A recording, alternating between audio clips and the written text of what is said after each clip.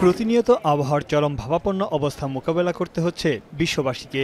প্রতিনিয়ত বেড়েই চলছে বৈশ্বিক উষ্ণতা বৃদ্ধির হার, যা ছাড়িয়ে যাচ্ছে অতীতের সব রেকর্ড। ফলে ক্রমাগত হুমকির মুখে পড়ছে বিশ্ব।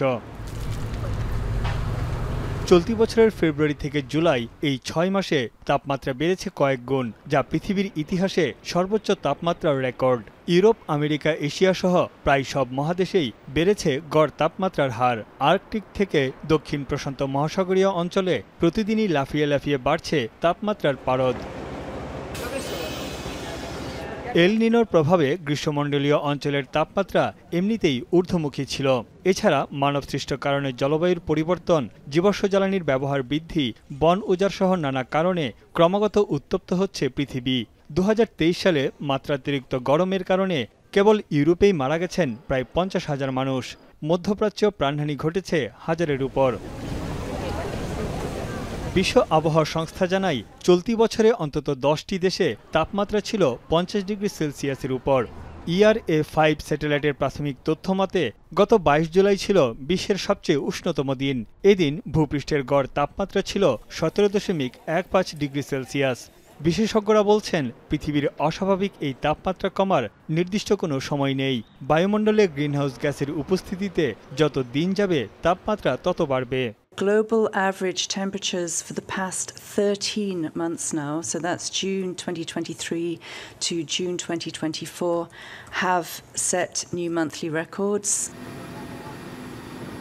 এদিকে দীর্ঘ সময় ধরে তাপমাত্রার ঊর্ধ্বগতিতে বাড়ছে দাবানলের ঝুঁকি। ইতোমধ্যেই যুক্তরাষ্ট্র, কানাডা, গ্রিস, স্পেন সহ বিভিন্ন দেশের বনাঞ্চল ও আশেপাশের লোকালয় পুড়ে ছাই হয়ে গেছে। আগুন নিয়ন্ত্রণে আসলেও রক্ষা পাচ্ছে না পরিবেশ। প্রতিনিয়ত পুড়ছে লাখ লাখ একর বনভূমির গাছপালা ও কৃষিজমি।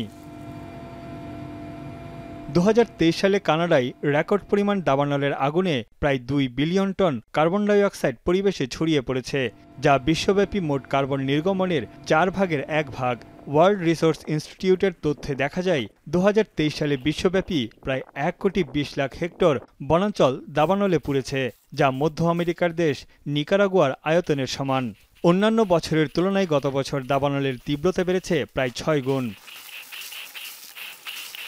এইসব দাবানলে বায়ুমণ্ডলে বেড়েছে গ্রিনহাউস গ্যাসের মাত্রা।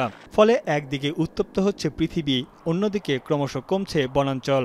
আবহাওয়ার অস্বাভাবিক আচরণে গলছে হিমবাহ, বাড়ছে সমুদ্রপৃষ্ঠের উচ্চতা, সেই সঙ্গে উর্বরতা হারাচ্ছে চাষযোগ্য জমি। এতে বিশ্বব্যাপী সংকটের মুখে পড়েছে খাদ্য নিরাপত্তা।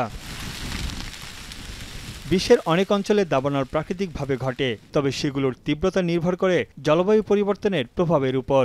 ২০২৩ সালে কেবল দাবানল থেকেই বায়ুমণ্ডলে গ্রিনহাউস গ্যাস নির্গমন হয়েছে প্রায় ৮.৫ বিলিয়ন টন। এতে প্রতিনিয়ত নানা ধরনের শারীরিক জটিলতার শিকার হচ্ছেন বিশ্ববাসী। তানভীর জনি, এখন বিশ্ব।